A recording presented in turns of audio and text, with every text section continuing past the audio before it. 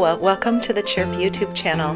My name is Christy. I am your friendly online speech-language pathologist and specialist in children's communication development, which includes behavior, because as you know, behavior is one type of communication.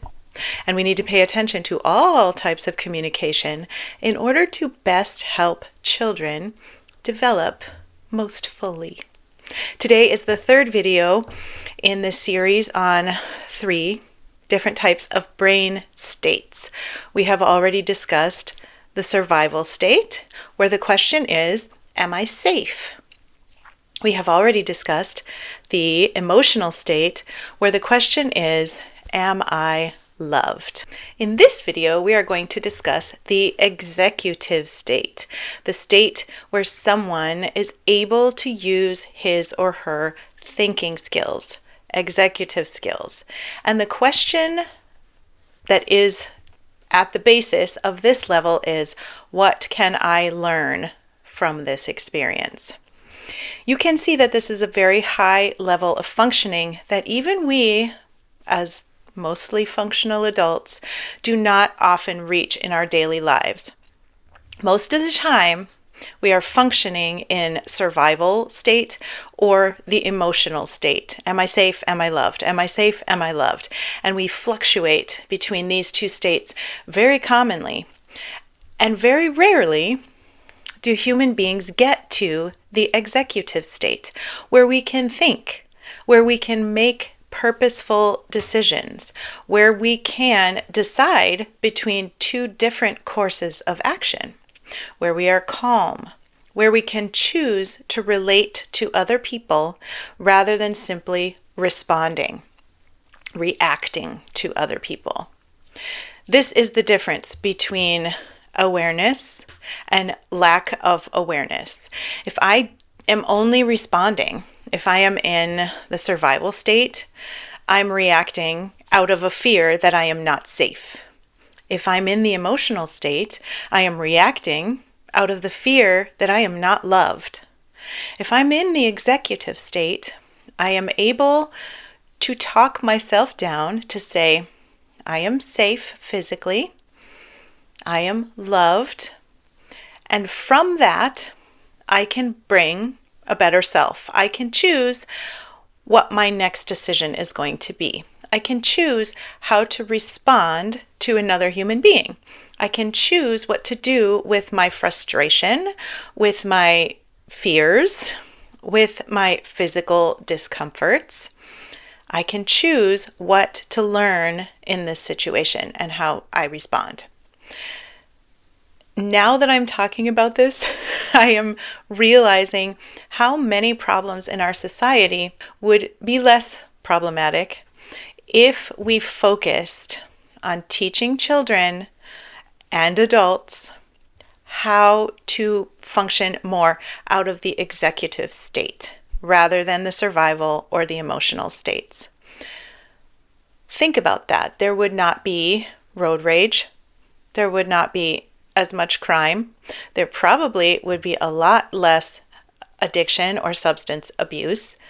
There'd probably be less reliance on chemicals in general.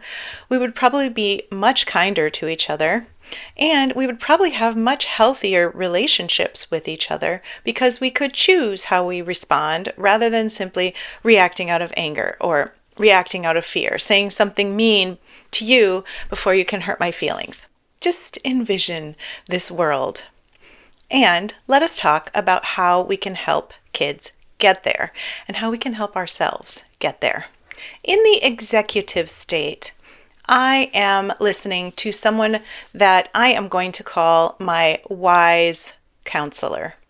My wise counselor is the wisdom inside me. Some people may call this a higher power. Some people may call this the Holy Spirit. Some people may simply call this that quiet voice.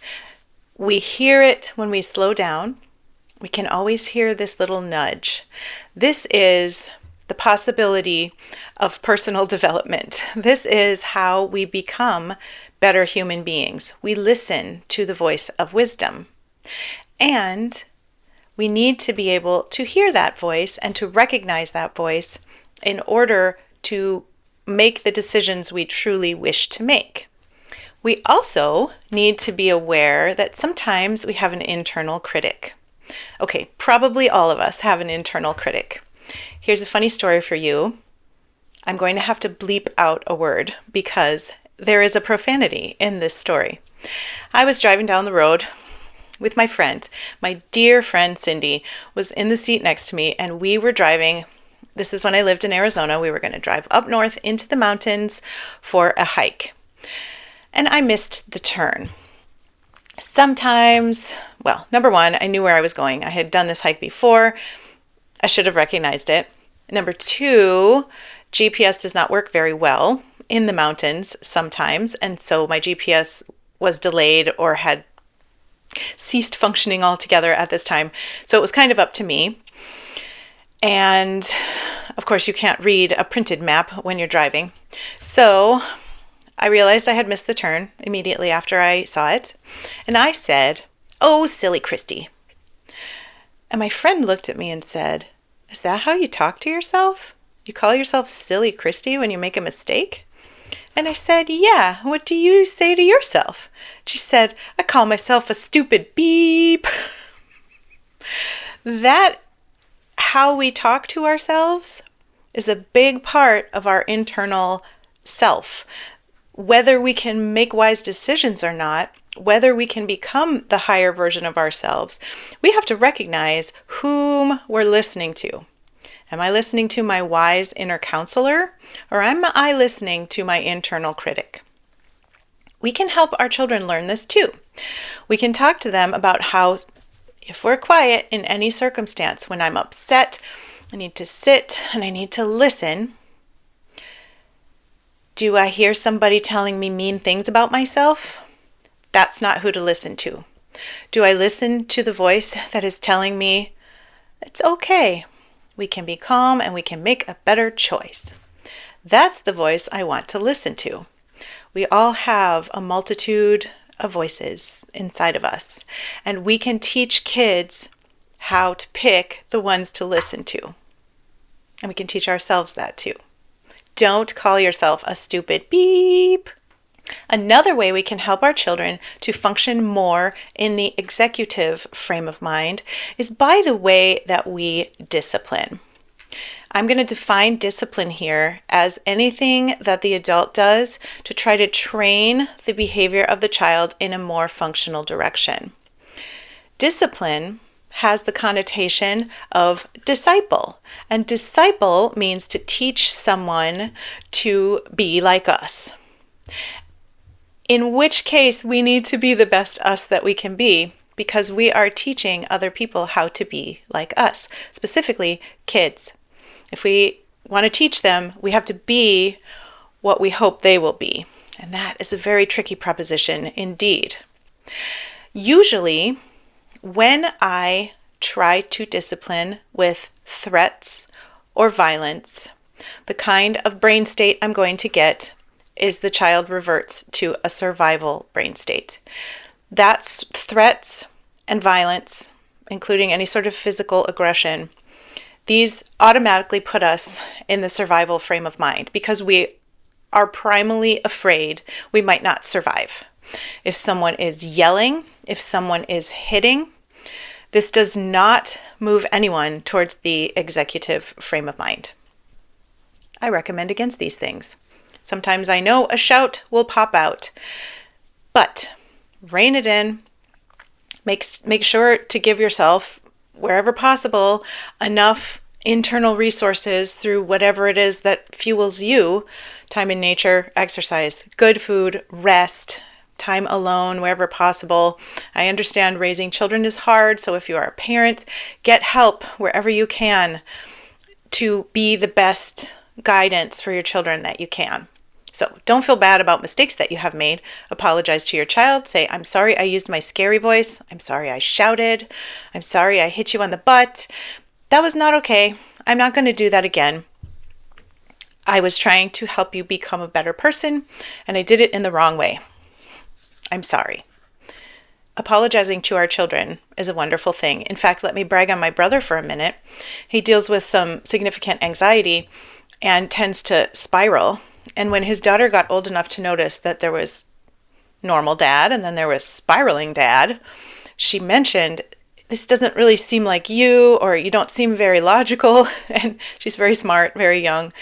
And he said, "You know what? You're right. And I give you permission to tell me when I'm spiraling so that I can grab a hold of myself." Children can do this respectfully to grown-ups. It can be more of a back and forth relationship, and it should be a relationship that is more back and forth in order to be more healthy. It should not be an authoritarian, "I have power over you and I'm going to force my will upon you," unless it's a situation of safety. I will force my will upon a child if the child's running into traffic. I will not force my will upon a child if I want the child to sit and the child wants to stand. Very different issues. And yes, I have lots of videos about behavior, oppositional behavior, explosive behavior. That one's right there. There are behavior issues that we need to fix. Almost none of them are fixable through top-down authoritarianism. That's not how behaviors get fixed, even though it's very tempting as the adult because we're more powerful, we're bigger, we're stronger, and we have more power on our side. But that is not how children learn best or grow best into their best selves. When we try to discipline by using manipulation, threats, shaming, guilt, bribes, reward punishment type of systems, usually the brain state that the child will revert to is the emotional one, because these types of discipline push the system into, "I need to be accepted in order to get approval." Children should not need to worry about whether they're approved of. They should know they are loved. They should know that they are safe. And we should be working towards teaching them how to move into the executive state. In the executive state, in order to stay there, the best types of discipline to use are ones that encourage intrinsic motivation. They should be relational. They should be teaching kids about their internal desires, their internal needs, and how they can best get those needs met using the help of other people. I realize this is a very large topic. I do have a playlist on the pyramid model right there, which talks about behavior management and how to prevent challenging behaviors, but also how to help stop them once they are a problem.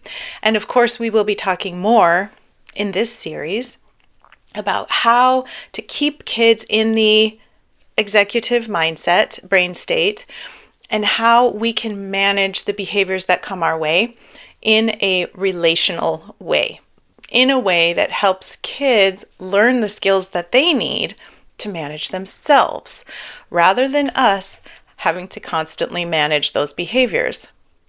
It's a very tricky thing to have relationships with kids sometimes, especially those with behavior problems. I have a couple of kids I'm working with right now who I don't think operate in the executive brain state very often. And in fact, as I mentioned, most of us don't. So for your homework this week, I would love it if you set a timer a couple times a day, maybe morning, noon, and night, and you assess, what brain state have I been in through the most of this day? Have I been in survival brain state? Have I been just wondering if I'm safe, whether is my job going to be taken away? Do I have enough food? Am I in danger from a partner or from other people on the road driving? Yes, always. But is that my state I'm operating out of? Or am I in the emotional state where I am wondering, am I loved? Do people really like me? Am I accepted? Am I important in the world? Where have I noticed myself in the executive state? Where have I noticed myself making choices about how to respond to someone's email or someone's mean words to me? Where have I noticed myself being calm and thinking, how can I learn from this situation? Or how can I respond to this particular difficulty better than I did when this thing happened to me a year ago? Those are executive state questions, and I applaud you if you have been in that state. But the more often we can veer in that direction, the better.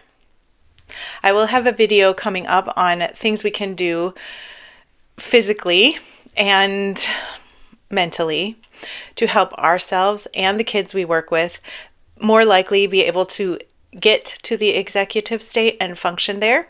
And of course, there will be a lot more about behavior management as we are discussing this. So if you haven't already, I would love it if you would subscribe, if you would give this video a thumbs up, and if you would share this channel with people you know who perhaps have children who are struggling with their behavior, parents who are wondering how to support their children's development. It's very encouraging to me if I am a help to you. That's why I do this channel, and I would love it, if it comes to mind, if you could leave a comment, something that helps you or hurts you in your brain states, some way that you have seen your child benefit from being in an executive state rather than the survival or the emotional state. Don't hesitate to leave questions down below also.